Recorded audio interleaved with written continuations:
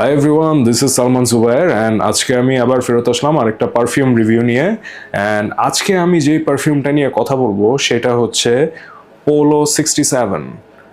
Well, এই পারফিউমটা নিয়ে না মানে কোথাও কোনো কথা নাই, ঠিক আছে? মানে এটা মনে হইতেছে হারায় গেছে পারফিউমটা। মানে এত পপুলার পারফিউমের মাঝে এটার কোনো খোঁজ খবর কিচ্ছু নাই। অন্যান্য পারফিউম নিয়ে হাজার হাজার রিভিউ আছে, বাট আমি আসলে এইটা নিয়ে খুব একটা বেশি মানুষকে কথা বলতে দেখি না। কারণ হচ্ছে কি, যে পোলো যেসব ফ্রেগরেন্স বানায় সেই ফ্রেগরেন্সগুলো আসলে একটু জেনেরিক হয় অ্যান্ড একটু সেফ হয়, ঠিক আছে? মানে ইউনিকনেসটা পোলোর একটু কম আছে।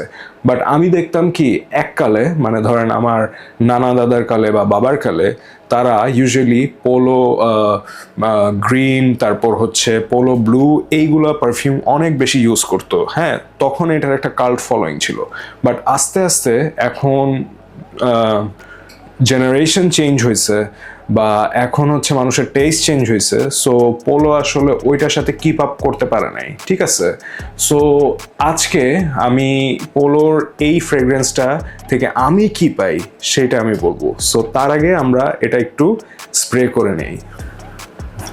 1 2 3 4 5 6 7 8 9 10 11 12 13 14 15 16 17 18। ওকে, সো আমি সবসময় এটা বলতেছি সবাইকে যে ফ্রেশ পারফিউম আমাদের দেশে খুব একটা লাস্ট করে না। সো এটা বেশিক্ষণ ধরে রাখার জন্য একটু বেশি স্প্রে করতে হয়। এটা ছাড়া আর কোনো উপায় নাই আসলে। ওয়েল, আমি আসলে এটা থেকে কি স্মেল পাইতেছি এখন, আমি এইখান থেকে খুবই অ্যারোম্যাটিক আপনার লেবু, কমলা, এই দুইটার মিক্স করে একটা খুবই সুন্দর ফ্রেশ স্মেল পাইতেছি। অ্যান্ড এইটার একটা ইউনিক ব্যাপার হইতেছে যে এই ফ্রেশ স্মেলটা না একটু মিষ্টি। মানে অন্যান্য আপনার ফ্রেশ ফ্রেগরেন্স যেগুলো আমরা মার্কেটে দেখি সেগুলোর মধ্যে কিন্তু মানে সুইটনেসটা নাই। এখন এইটা কেনার একটা স্টোরি আছে আমার, ঠিক আছে? আমি যখন দোকানে এটা দেখলাম ফর দ্য ফার্স্ট টাইম, তখন আমি এটা স্নিফ করলাম আর কি, স্প্রে করার পরে। তারপরে আমার কাছে মনে হইলো কি যে আচ্ছা, এটা না খুবই সেফ একটা পারফিউম। মানে এটা সবাই পছন্দ করার মতো পারফিউম অ্যান্ড এটার মধ্যে কোনো ইউনিকনেস নাই, খুবই জেনেরিক একটা জিনিস।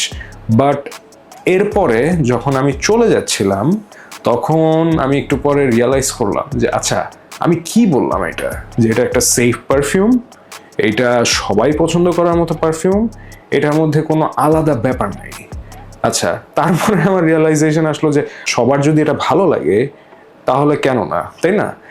আর আসলে আমি যেটা আমার অপিনিয়ন মনে করি যে সব সময় আসলে ইউনিক পারফিউম জিনিসটা ভালো না, ঠিক আছে? আমার সাথে এটা অনেকেই ডিসএগ্রি করবে, I know, but unique perfume বা একটু আপনার অন্যান্য পারফিউমের থেকে ডিফারেন্ট বা একটু ভার্সাটাইল পারফিউম সব সময় সব ক্ষেত্রে আপনারা ইউজ করতে পারবেন না, ঠিক আছে? আমাদের বেশিরভাগ সময়ই ইউনিভার্সিটি থাকে, স্কুল থাকে, অফিস থাকে, বিজনেস মিটিংস থাকে। তো ওই সব জায়গায় কি আপনি জার্জ অফ নেক্সোস মারবেন? ডেফিনেটলি না। আপনারা ওই জায়গায় এমনই একটা ফ্রেগরেন্স ইউজ করবেন যেটা হইতেছে একটু আপনার জেনেরিক হয়, যেটা সবাই পছন্দ করে, অ্যান্ড যেটা হইতেছে একটু সুদিং হয়, তাই না? এখন আপনি আরেকটা জিনিস চিন্তা করতে পারেন যে ইউনিক পারফিউমের ক্ষেত্রে কোন কোন জায়গাগুলা সুইটেবল, তাই না? ডেট নাইট বা উইন্টার বা হচ্ছে আপনার কোনো একটা স্পেশাল পার্টিতে গেলেন তখন। আমাদের 365 ডেইজে আপনি এখন চিন্তা করেন কয়জনের সাথে আপনি ডেটে যান, কয়বার আপনি পার্টিতে যান, অ্যান্ড কয়বার আপনি অফিসে যাচ্ছেন, কয়বার আপনি ইউনিভার্সিটিতে যাচ্ছেন, বা কয়বার আপনি বিজনেস মিটিংসে যাচ্ছেন। সেকেন্ডটাই কিন্তু বেশি হয় যে আপনি ইউনিভার্সিটিতে বেশি যান বা অফিস আদালতে বেশি যাচ্ছেন বা আপনি বিভিন্ন কাজে বিজনেস মিটিংসে যাচ্ছেন। সো আমি মনে করি কি যে এই সব জায়গায় এইটার থেকে ভার্সাটাইল ফ্রেগরেন্স খুব কমই আমি পাইছি। ও আরেকটা মজার জিনিস হইতেছে কি জানেন, এইটা কিছুটা আপনার YSL মাইসেলফের সাথে আমি মিল পাচ্ছি, হ্যাঁ। আর এখন আসি পারফরমেন্স থেকে। ওয়েল, এমনিতেই ফ্রেশ পারফিউম, খুব একটা লং লাস্টিং না, তার মধ্যে আবার বাংলাদেশের যে ওয়েদার ভাই, সেই ওয়েদারে এই ফ্রেশ পারফিউমগুলো না আসলে পারফর্ম করতে পারে না ঠিক মতো। সো তারপরও আমি বলবো ডিসেন্ট একটা পারফরমেন্স এই ফ্রেগ্রেন্স থেকে আমি পাইছি, ঠিক আছে, which is 5 hours, and 5 hours ভাই ফ্রেশ পারফিউমের জন্য মোটামুটি ভালো, তাও আবার বাংলাদেশে, ঠিক আছে। হয়তো বিদেশে আপনার এটা 6 or 6.5 আওয়ার্স চলে যাবে, হ্যাঁ। সো এইটা হইতেছে পারফরমেন্স। আর এটার যে প্রজেকশনটা মোটামুটি মিডিয়াম, আপনার 2 ফিট দূর থেকে মানুষ আপনার এই পারফিউমটা স্মেল করতে পারবে, বাট এই প্রজেকশনটা ম্যাক্সিমাম থাকবে হচ্ছে আপনার 20 মিনিট বা 25 মিনিট, এরপরে এটা আস্তে আস্তে স্কিন সেন্ট হয়ে যাবে।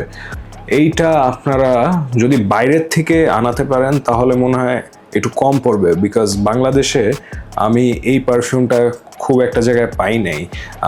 একটা স্পেসিফিক জায়গায় আছে, সেটার নাম আমি নিচ্ছি না, কিন্তু আপনারা যদি পোলো ইডিটি প্রাইস ইন বাংলাদেশ দিয়ে সার্চ দেন, ফার্স্টেই ওদের পেজটা চলে আসবে, ঠিক আছে।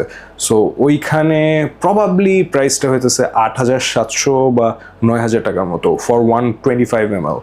আর আরেকটা ছোট আছে, বাট ওইটা আমি বলবো না নিতে, বিকজ ওইটা ওয়ার্থ ইট না।